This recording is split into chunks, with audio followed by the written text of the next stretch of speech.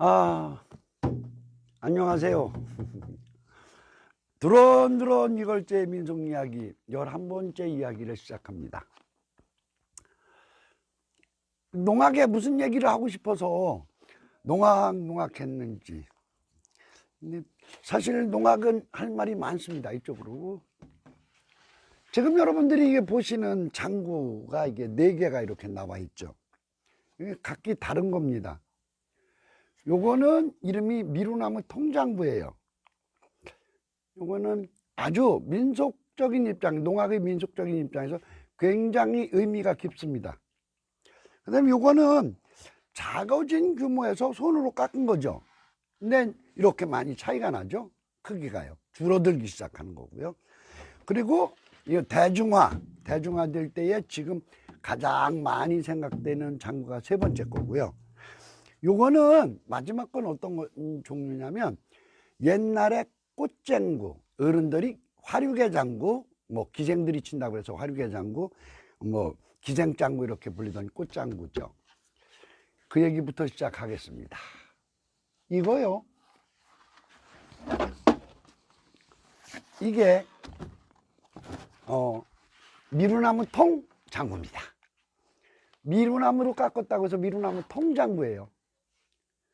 근데 이게 어떤 의미냐면 옛날 전통사이의 장구 가격은 굉장히 비쌌습니다. 보통 제가 1960년대 이전으로 내려가면 장구통 하나가 어느 정도 가격이었냐면 쌀 한 가마 내지 한 가마 2말 정도 받았어요. 이걸 파야 되니까, 나무를 해서 파야 되니까. 그런데 그 한 가마가 얼만큼의 경제적 가치를 따지는 거냐면 그 당시에 농사꾼들이 하루 품값으로 받은 기준이 쌀 서대입니다. 그러면 열흘 해야 서말, 100일 해야 한 가마를 버는 거예요. 3가마를 버는 거예요. 그러니까 최소한 쌀 한 가마라는 것은 어느 정도냐면 날마다 품팔이 하는 비싼 품값으로 받을 때 한 달 일을 해야 버는 돈이거든요. 그렇기 때문에 머슴들은 대개 세경의 기준이 1년에 쌀 7가마예요. 근데 그 쌀 7가마 중에 한 가마 또는 한 가마 2마를 줘야 장구 하나를 산다고요. 더 다른 거하고 비교를 해볼까요? 옛날 이 공주 지역에 모래가 많이 섞여서 가장 싼 논이 한 마디에 쌀 3가마 정도예요. 그러니까 장구 3통을 살려면 논 200평 살 수 있는 돈이 들어갔던 거죠. 그러니까 마을에 장구가 여러 틀 있을 수가 없었죠. 그래서 장구 피 찢어 먹든지 장구통 깨지면 동네 어른들 난리 나는 이유가 그렇게 됐던 거예요. 그랬는데 그렇게 비싸던 장구가 요 장구가 등장하면서 완전히 가격이 뚝 떨어집니다. 얼마로? 쌀 2말 값으로. 이 미루나무는요, 우리가 아는 대로 정부에서 농촌에 빨리 자라는 속성수나무로 일부 보급해서 키웠던 나무예요. 그것이 막 커서 이렇게 됐을 때 이걸 장구를 깎은 거죠. 나무가 연해서요, 깎기가 쉽습니다. 그리고 장구를 깎을 수 있는 나무가 많다는 것 때문에 가격이 떨어지기 시작했는데 이게 단점이 있어요. 소리는 참 좋습니다. 이게 나무가 가볍고 또 소리도 좋은데 반대로 보면은 뭐예요? 미루나무다 보니까 이게 이렇게 좀 잘 깨져요. 그래서 아예 이 장구통을 만들 때에 철자로 태며서 만들었어요. 그래서 쌀 2말 값으로 떨어졌다는 건 어떤 의미냐면 한국의 농악기 보급에 아주 획기적인 변화가 오기 시작한 겁니다. 그런데 장구통이 길이가 이렇게 원래 길었거든요. 석자 90cm. 근데 이 석자 장구가 나중에 없어지기 시작하는 것이 왜 없어지느냐면 가장 중요한 게 뭘까요?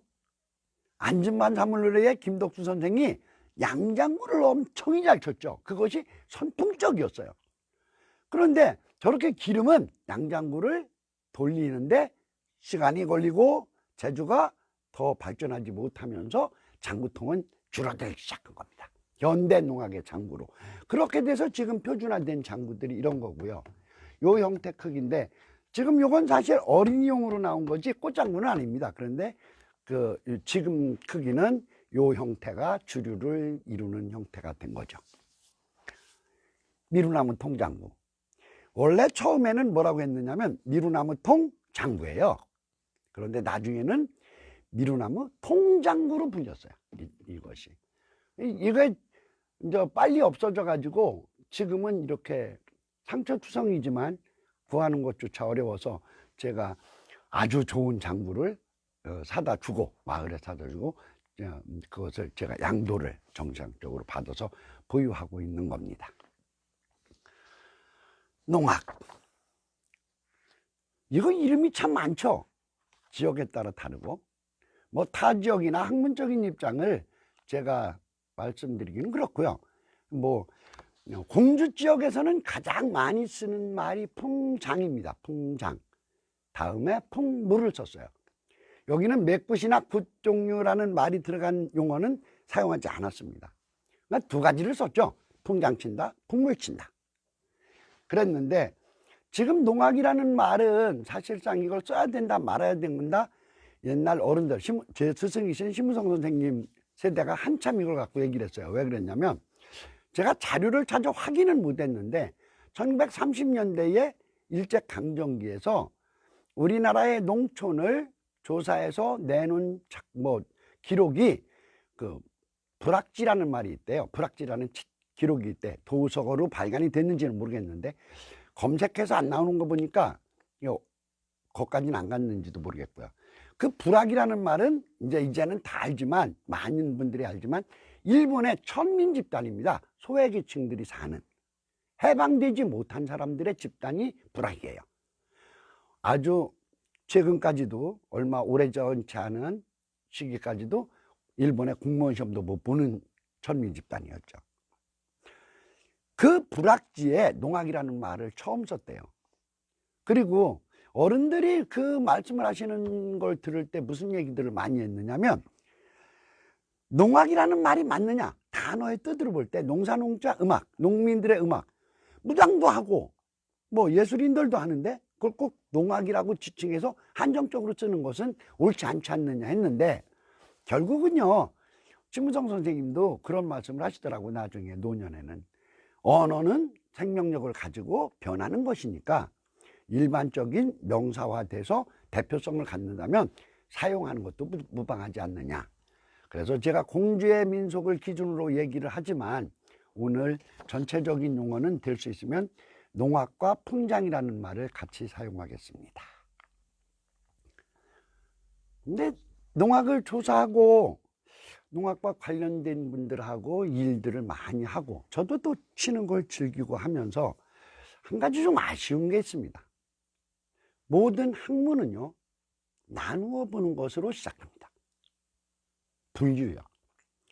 공자님한테 지란, 지식, 지혜의 알지의 지란 무엇입니까 하고 물으니까 공자님이 그렇게 말씀하셨다죠.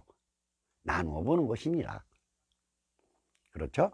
어떤 하나가 있을 때 그것을 각기를 나누어서 얼마나 세분적으로 나눌 수 있으며 그것에 대해서 역사성, 내용성, 그리고 미래지향성에 대한 것을 분석하는 것이 학문인지도 몰라요.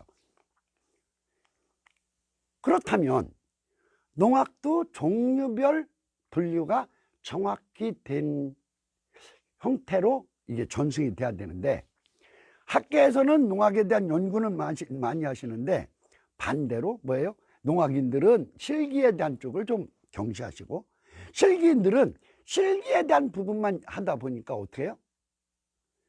이론적인 것이 부족한 거죠. 그래서 제가 35년 정도 체록 현장을 뛰면서 농악에 대한 것도 긁어 모았는데요. 그 과정에서 제 나름대로 분류를 한 것을 한번 이 시간에는 말씀드려보고 싶습니다. 제가 볼 때 농악은요, 크게 보면 세 가지로 그냥 덩어리를 질 수 있을 것 같아요. 첫째가 뭐냐면 예술풍장, 예술농악. 그리고 두 번째는 뭐예요? 마을농악. 이게 지역적 특색에 따라서 뭐 전라 좌우도 농악이 다르고 충청도나 경기도의 우딸이라고 말해주는 농악이 다르고, 그리고 뭐 영동 풍장 다르고 강원 풍장 다르고 하는데, 지역적인 걸 다 덩어리로 묶어서도 크게 나눌 수 있는 규범은 예술 풍장과 마을 풍장인 것 같아요. 그리고 또 하나로 나누어야 되는 것은 뭐냐면 민속 신앙 풍장입니다. 뭐 이렇게 알아듣기 쉽게 말해서 무속 풍장이죠. 그 예술 풍장은 간단하게 정리를 하면 사당패, 남사당패, 그리고 건립패. 이 건립패는 또 나눠야 되는데요. 건립패는 두 가지 정도로 나누겠죠. 하나는 뭐냐면 지역 사람들이 어떤 재원을 마련하기 위해서 치는 건립풍장이 있고, 제일 많이 전국적으로 움직일 수 있었던 건립풍장은 절 비용, 건축 비용 건립하는 건립풍장이 있었고요. 그리고 또 하나가 뭐예요? 5일장을 돌며 치는 장터풍장들이 있었어요. 그리고 마을풍장은 일하면서 치거나 고사를 지낼 때 치거나 놀 때 잔치집에서 치는 풍장 정도가 마을에서 쳐졌죠. 부풍장은요, 무속하면서 반주음악이나 또 어떤 공동공연이라는 말을 잘 쓰는데, 행위와 음악이 같이 가는 형태의 음악들이죠. 그런데 이거는 사실 제가 조사를 한 것도 적고 지식도 적어서 구풍장에 따라서는 제가 여기에서는 더 분류를 나누어서 말씀드리지 않겠습니다. 또 특히 이렇게 구풍장이 저한테 조사가 적게 되는 이유가 뭐냐면, 충청도 지역, 제가 주로 체록을 하는 공주, 세종시, 그리고 청양, 예산, 논산 이런 지역에서는 뭐냐면 안진굿이었어요. 그러니까 무속이 굉장히 난조로워요. 악기는 북 하나, 깽매기 하나. 재금도 안 쓰거든요, 여기는. 그래갖고 그냥 하는 형태라서 농악이라고 이렇게 구분해서 만나는 것이 아주 적습니다. 그래서 그건 조사된 것이 거의 없어요. 그러면 예술풍장과 마을풍장이 남았습니다. 그걸 좀 다시 나누겠습니다. 예술풍장이요, 서울을 중심으로 했던 농악단들이 있죠. 우리 무다리 풍장 쳤던 남사당패, 그리고 사당패. 남사당과 사당은 다른 겁니다. 예술을 하는 형태가 다르고 그 사람들이 돈벌이 하는 수단이 달라요. 뭐 좀 이상하게 말하면 남사당은 범위가 넓고 사당은 적다고 그냥 간단하게 좀 이야기할 수 있을 정도지만 차이가 있었고요. 전국을 대상으로 하던 농악단은 제가 증언을 통해서 들은 걸로는 두 패 정도요. 하나는 뭐냐면 절간 건립을 위한 경비를 모금하던 풍장패예요. 이분들이 경기도 김포에서 활동을 했다고 그래요. 그 중에 많은 분들이 전국을 돌면서 내려오는데, 이 흐름이 하나 재미난 흐름을 만듭니다. 뭐냐면은 건립풍장단으로 사찰 건립풍장단으로 전국을 도는데, 그분들이 도는 고장이 어디냐면 큰 사찰이 있는데요. 공주 같으면 마곡사, 동학사, 갑사 이렇게 되니까 그 사찰 앞에 가서 농악을 놀면 사찰에서도 시주로 건립 비용을 내주고 구경 온 사람들도 돈을 내주고 해서 사찰 건립을 도와서, 공주는 마곡사에 굉장히 많은 사찰 건립 풍장패가 들어왔던 것 같아요. 그래서 그분들이 뭐 묵어간 동네들도 체록이 되고요. 그렇게 됩니다. 그러니까 저는 공주를 통해서 전국을 얘기를 알아듣게 되는 거죠. 근데 이분들이 가장 중심적으로 활동했던 데는 김포에, 경기도 김포에 본거지를 두고 있었던 것으로 증언이 많이 나옵니다. 그리고 김복섭 선생님이나 또 여기 공주에 농악에, 공주의 농악에 대해서 말씀을 드릴 때 거의 판째 풍장의 시조처럼 말씀드릴 수 있는 최양래 선생님 같은 분들이 그 출신이기 때문에 승적을 가져요. 행승이 되는 거죠. 스님으로 하면 결혼도 하고 이렇게 살아가시는 분들이 나오시는 거죠. 그래서 사찰 건립풍장단이 있고, 또 하나, 이거는요 기록으로도 보이지 않는데 증언으로 많이 나오는 하나가 있습니다. 그게 뭐냐면 이 지역의, 충청남도의 어떤 지역을 돌면서 사당패 풍장을 했던 분들이 있었던 것 같아요. 이분들이 최근에 머물렀던 마을로 체록된 고장이 어디냐면 우성면 신풍면 선왕리입니다. 지게놀이 있던 동네죠. 있는 동네죠. 선왕리 같은 때는 어느 정도 있었냐면 몇 년 동안을 돌아 순회하고 풍장을 치고 돌다가 겨울이 되면, 공연 못하게 되면 선왕리에 들어오셔서 이제 겨울을 나가곤 했다고 그래요. 그 다음에 예술풍장으로 마지막으로 우리가 굉장히 관심 있게 보아야 될 것이 있습니다. 이게 장터풍장입니다. 근데 충청도 외인 지역은 어떤지 모르지만 이 장터풍장이라는 게 뭐냐면 5일장을 도는 거예요. 장 5개를 잡아서 뭐 무슨 장돌뱅이처럼 이 장에 가서 풍장 쳐서 벌어먹고 이 다음 장으로 가고 1일 6일장, 2일 7일장, 3일 8일장, 4일 9일장, 5일 10일장을 장 5개를 돌면서 풍장을 쳤던 분들이거든요. 근데 아까 말씀드리려고 했던 것이 뭐냐면 타 지역은 모르지만 제가 조사를 한 공주, 청양, 예산, 그 서산 이런 쪽에서는 1945년 이전에는 장터풍장이 5일장을 도는 장터풍장은 없었습니다. 없었다가 그 후에 생겨나는 거죠. 1945년 이후에 제가 표현을 하는데 우후죽순처럼 그러는데 아주 많은 지역에 풍장판들이 생기죠.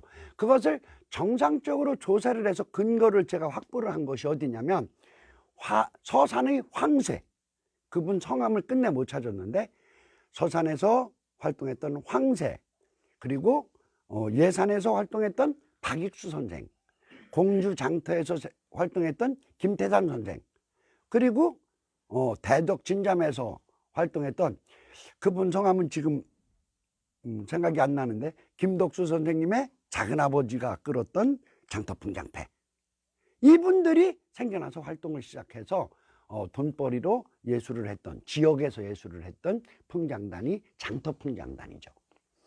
요 정도로 예술풍장은 나눌 수 있을 것 같습니다. 그 다음에 이 예술풍장은 어떤 형태로 운영이 되느냐면 뭐 판째죠. 지금 현대 예술풍장의 격식이 갖춰지는 겁니다. 첫째 나와서 인사풍장도 하고 판째 마당을 쭉 놀고 개인놀이도 하고 노래, 민요하는 소리와 같이 어우러지는 판도 있고 재담, 코미디죠. 만담이나 재담을 해가면서 치는 풍장패가 있고, 또 하나 줄타기에서 줄타는 줄군하고 농악 악사들이 같이 공연을 하는 형태의 기회들, 이런 형태는 우리가 그 남사당이라는 문화를 통해서 잘 알게 되지만 이런 판째를 아주 갖추는데 중요하게 말씀드리고 싶은 것은 장터풍장까지도 패마다 달랐다는 거예요.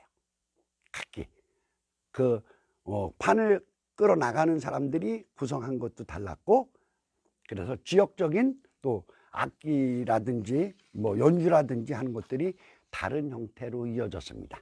이 문제는 장터풍장의 생성에 관련된 것은 공주와 예산 사례를 들어서 여러분들에게 다음에 요거 하나만 가지고 한번 말씀을 드릴 시간이 있을 거예요. 그럼 하나가 뭐가 남았나요? 마을 풍장이 남았죠. 마을 풍장은 두레를 중심으로 하는 일풍장이 있고요. 그 다음에 마을 고사와 관련된 민속신앙 풍장, 시골에서 말할 때 고사 풍장이 있고요. 그 다음에 잔치찜이나 뭐 철렵할 때나 놀이판에서 치는 연희풍장이에요. 놀이풍장, 연희풍장, 뭐 또 그 유희풍장, 그렇게 말할 수 있는 농악이 있죠. 이는요 모든 사람들이 그 마을마다 마을 풍장은 다릅니다. 특징이 다른 것이 맞는 거예요. 그런데 크게 보면 어떻게 되느냐면 사람들 모이라고 치는 풍장이 있고 본격 놀이 풍장이 있고 여흥을 푸는 뒤풀이 풍장이 있고 세 가지로 나눌 수 있는 정도로 구성되죠. 근데 이걸 이렇게 나눠봐야 되는 굉장히 중요한 이유가 있습니다. 그게 뭐냐면 일풍장에서 치는 농악하고요, 고사풍장하고 그리고 잔치집 풍장이나 놀이풍장하고 치는 사람들의 마음과 농악의 가락과 한 마을에 있어도 다릅니다. 그것이.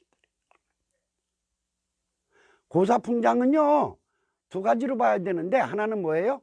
뭐 터 눌러주고 뭐 건립풍장, 마을에서 건립하느냐고 마을 경비를 짓기 위해서 집집마다 다니면서 뭐 부엌이건 부엌, 우물, 장독, 마당에서 터를 눌러주는 고사풍장을 치는 때는 굉장히 거기에도 격식이 다른데, 처음 이동할 때는 그것들을 이동할 때는 경건해야 된다고 그래서 뭐를 해요?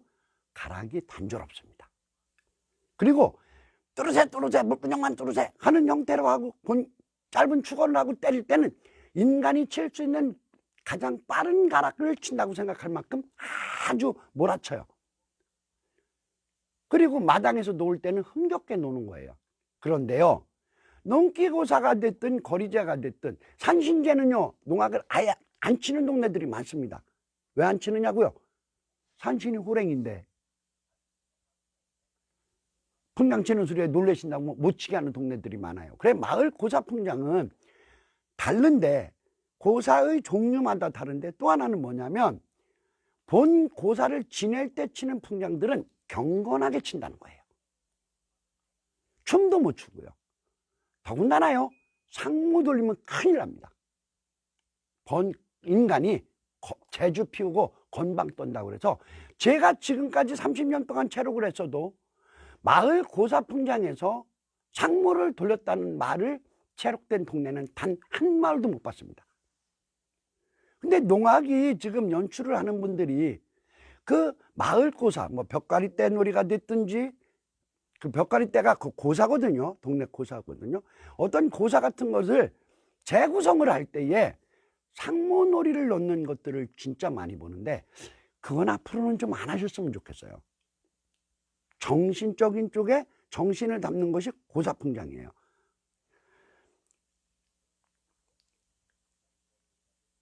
그래서 나눌 때 보면, 이야기를 할 때 두레풍장은 다음 시간에 두레풍장 하나만으로 여러분들에게 설명을 드려야 됩니다. 25분이 그것도 짧지만 하여튼 그렇게 갈 수밖에 없는데요. 두레풍장을 나누는 것은 봄 두레풍장 다르고요, 봄에 두레풍장 다르고 여름 두레풍장이 다른데, 여름 두레풍장은 또 어떻게 나눠야 되냐면 단순하게 일을 하는 날 논 매는 것이 주가 되고 잠깐 노는 풍장하고요, 두레의 가장 큰 축제가 뭐냐면 여름 두레 먹는 날이에요. 근데 여름 두레 먹는 날은 복합적인 거라서 굉장히 다양합니다. 그래서 봄 두레 풍장과 여름 두레 풍장으로 나눠야 되고, 여름 두레 풍장은 다시 일풍장, 일두레 풍장과 여름 두레 풍장이 또 나뉘어져요. 근데 거기에 제가 이것만으로 설명을 드리고 싶어 하는 이유가 뭐냐면, 우리 전통 문화 속에서요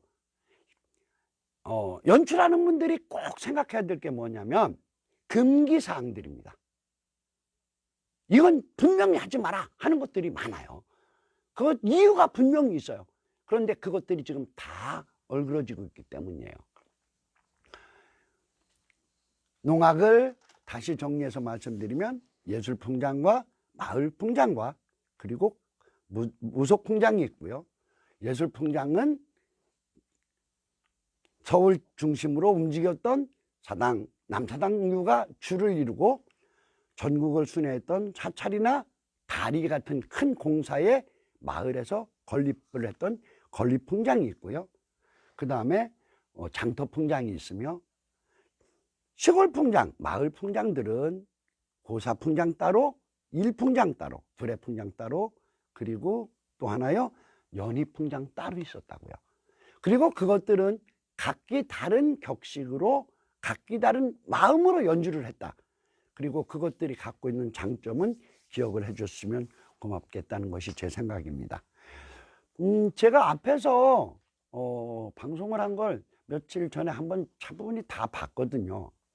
보면서 제가 아주 나쁜 버릇이 있다는 걸 알았어요. 알고 있는 것을 한꺼번에 너무 많이 말씀드리려고 그래서 어떤 것들은 의사 전달이 잘 안 되는 것이 있다는 것도 알았고요. 그래서 차분하게 한다고 시작하고 오늘 들어왔는데 오늘도 또 정신없이 떠들다 보니까 25분이 다 갔습니다. 글쎄요, 저는 아주 흔하게 말했습니다. 코로나 이전에도 우리나라는 굉장히 훌륭한 나라다. 문화적인 측면에서도 그렇고 서로 도와가며 사는 것도 그렇고. 사실 민속마당을 이걸제 민속 이야기를 시작하게 된 것도 우리 민족이 가지고 있던 좋은 정신을 다시 한번 짚어 이야기하고 싶다는 욕심 때문이었고요. 이제 농악에 대한 이야기는 오늘은 분류로, 다음에는 둘의 농악으로 이어나가겠습니다. 세 번쯤 하고요. 그냥 가벼운 얘기하고 해서 이제 농악만 10대 번 하면 여러분들 지루하실 것 같아서 나누어서 할 거고요. 모두 쏟아놓겠습니다. 드론드론 이걸제의 민속 이야기 11번째 마당을 이렇게 접습니다. 감사합니다.